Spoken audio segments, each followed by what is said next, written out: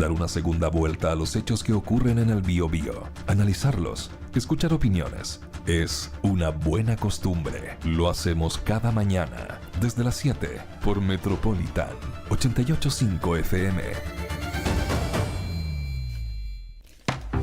Atención a la hora en punto, faltan 16 minutos para las 8 de la mañana. Momento de saludar a nuestro invitado de esta hora, madrugador también, Alejandro San Francisco, historiador y académico de la Universidad San Sebastián. Alejandro, ¿cómo estás? Muy buenos días. Bienvenido a Buena Costumbre. Muy buenos días, Alejandro. Muy buenos días a ustedes, ¿cómo están? Muy bien, gracias. Oye, qué gusto tenerte por acá con nosotros.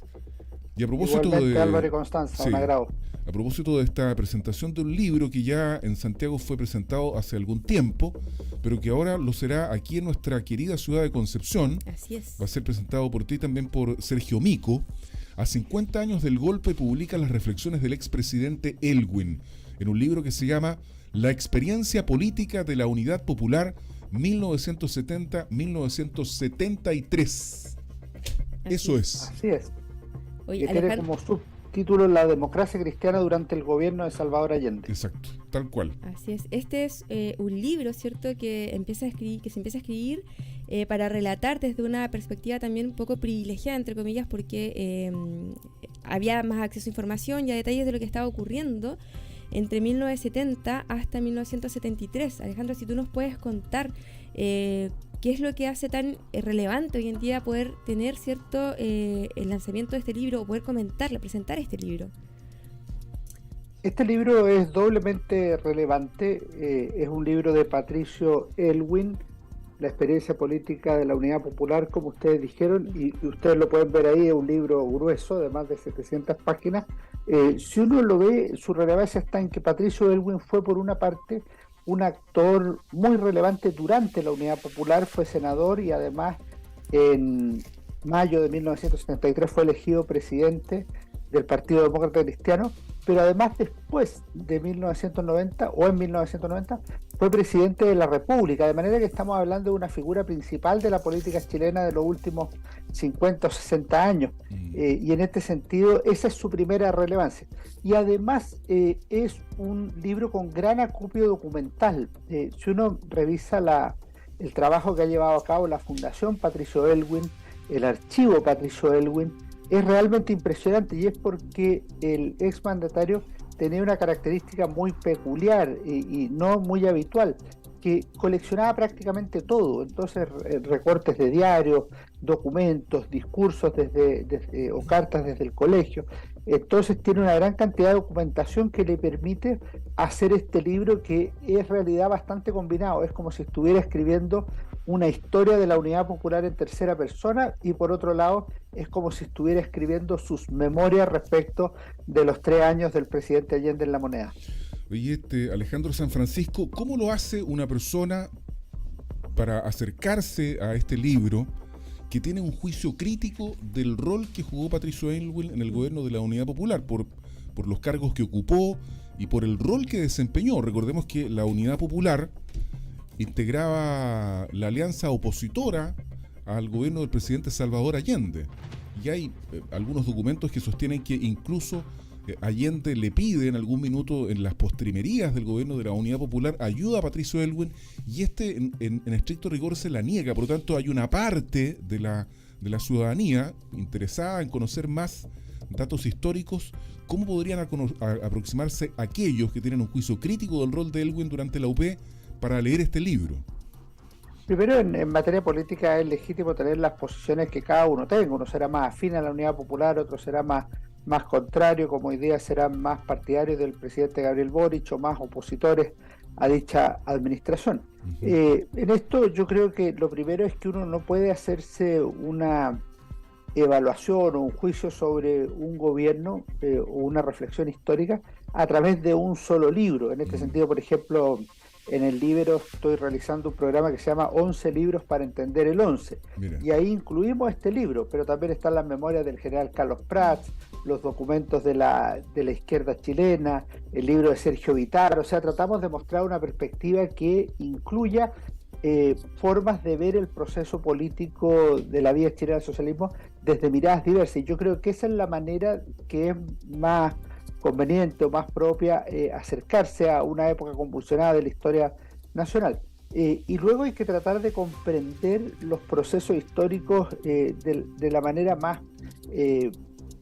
profunda que sea posible. Por ejemplo, en el tema que tú dices, yo tengo una visión distinta. Yo creo que el presidente Allende efectivamente invitó al presidente del Partido Demócrata Cristiano, Patricio Aylwin, a reuniones. Ellos se reunieron 2 veces el 30 de julio de 1973, se reunieron el 17 de agosto, pero la Unidad Popular no era partidaria de esas reuniones, y el Partido Socialista específicamente no era partidario de lo que llamaba la conciliación, es decir, negociar con un partido burgués como la Democracia Cristiana. Entonces, no es tan claro que Patricio Aylwin haya negado su apoyo, sino que más bien se requería llegar a un acuerdo. Y lamentablemente en las épocas de polarización política las posibilidades de llegar a acuerdos son bastante menores. Sí. Oye, efectivamente a Patricio Aylwin, ¿cierto?, le toca también asumir un rol en la presidencia bastante importante, que para muchos se desarrolló con bastante autoridad, pero dado también el contexto, ¿cierto?, en el que se encontraba un país que estaba volviendo a la democracia, que aún estaba muy marcado por los militares, y su principal misión era restablecer algunos parámetros de la democracia, como también someter o restablecer este vínculo entre los civiles y los militares.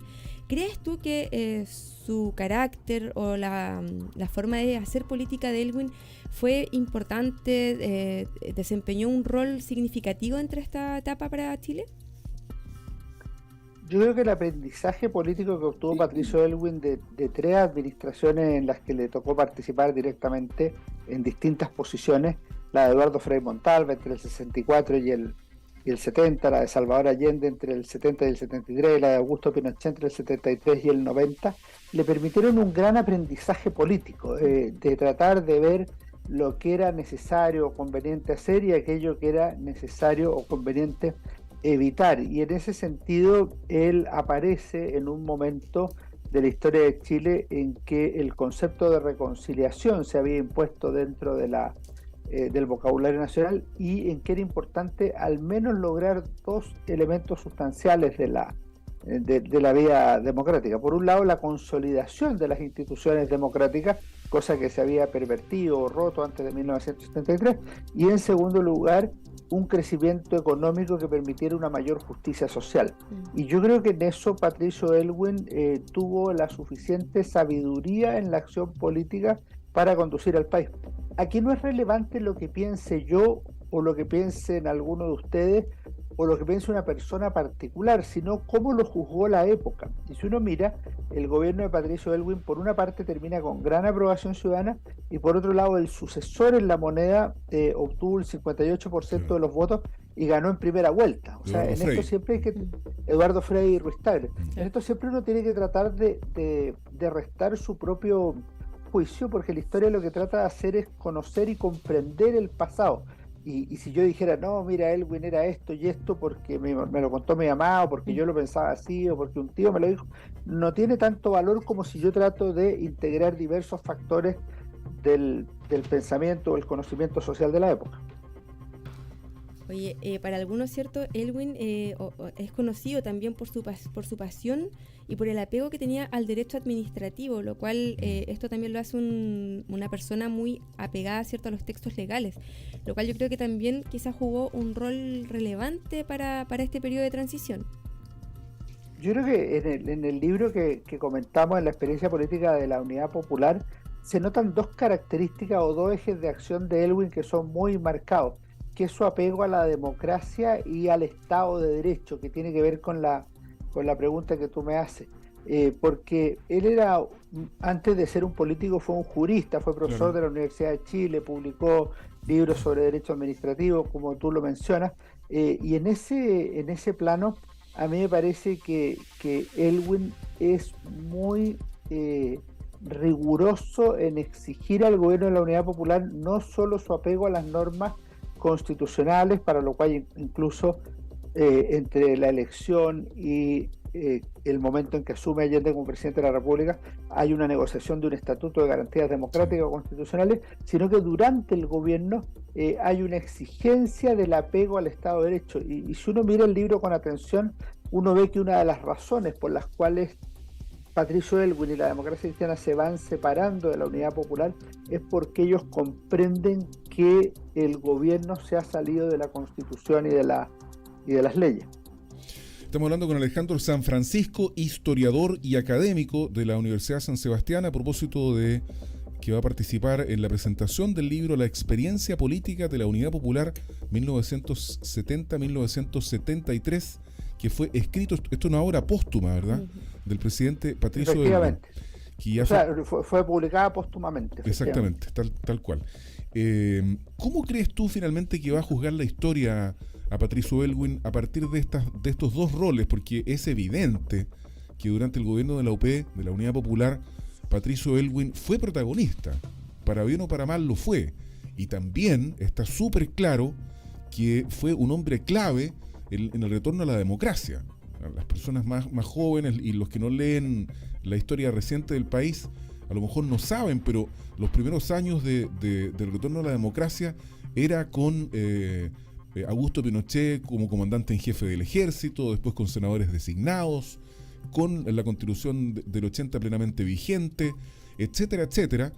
Y Patricio Aylwin dijo una frase que yo creo que la historia la ha ido reivindicando poco a poco, fundamentalmente para aquellos que en su minuto no la compartimos, que fue la justicia en la medida de lo posible. ¿Cómo crees que finalmente la historia va a juzgar a Patricio Aylwin Azócar, Alejandro Sanfrancisco? Primero es difícil saberlo porque cada tiempo hace su propia historia. La historia tiene un doble juego de temporalidades. Por una parte, se hace historia, es una comprensión del pasado a partir del presente y es también una comprensión del presente a partir del pasado. De manera tal que el presente es cambiante, o sea, en 50 años más lo que se va a ponderar es otra cosa, en 20 años más otra cosa y en 50 años más, en 100 años más otra cosa.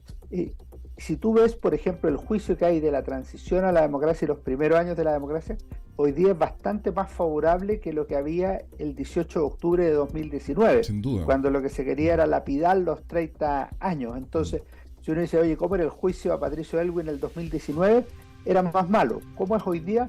Es más bueno. Entonces eso va cambiando en función del tiempo. Y en ese sentido lo que hay que tratar de escarbar y de hacer es de tratar de registrar de la mejor manera posible el qué y sus circunstancias, sus causas, sus datos, los actores comprometidos, las ideas que había detrás, las estructuras que funcionaban o no funcionaban, las razones de lo hecho. En la Universidad San Sebastián estamos haciendo un proyecto que se llama Historia de Chile 1960-2010. Llevamos 6 tomos publicados y terminamos el 11 de septiembre del 73, o sea, nos queda mucho.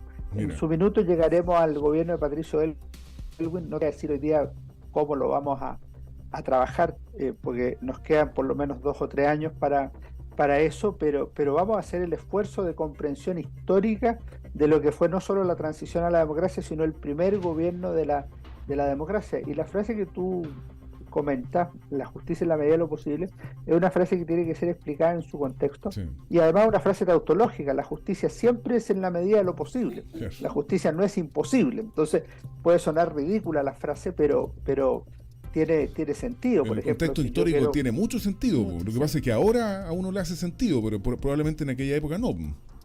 Claro, porque lo que prima ahí no es el contexto histórico, sino que la posición política, el fervor, la pasión, la rabia, la adhesión, son distintas cosas las que nos mueven, ¿no? No nos mueve solo la justicia histórica, sí, o la justicia política, lo que nos mueven son distintos ánimos. Uh-huh. Oye, Alejandro San Martín, entiendo que la presentación del libro... San Francisco. ¿Qué es lo que dije? San Martín. Disculpa, perdón. Me han dicho toda la vida San Martín, así que no hay problema. Bueno, Alejandro San Francisco, ¿cuándo es la presentación del libro aquí en la USS? Hoy. Es mañana en la tarde a las 18:30 en la Universidad San Sebastián, sí. Y va Sergio Mico también, que es un gran académico. Algunos lo pueden ubicar también por sus actividades políticas, pero yo creo que es un gran académico y gran persona además. Además, una figura reconocida aquí en la región del Biobío, fue presidente de la FEC en tiempos Fue presidente de dictadura. la FEC, Sí, efectivamente, el año 86, Sí. 85-86. Sí. tal cual. Oye, Bueno, en el auditorio Marta Montori, entonces Es el mañana grande. es el auditorio grande que está Sí. en el -1 de la Universidad San Sebastián. muy a buen las auditorio. 18:30 horas, entonces, todos invitados al lanzamiento de este libro, que va a estar ahí Alejandro San Francisco junto con Sergio Mico. entonces, Exactamente. comentándonos. Y Alejandro, lo digo muy, muy responsablemente, es un gran libro. ¿Ah? Yo Sí. creo que hay personas que...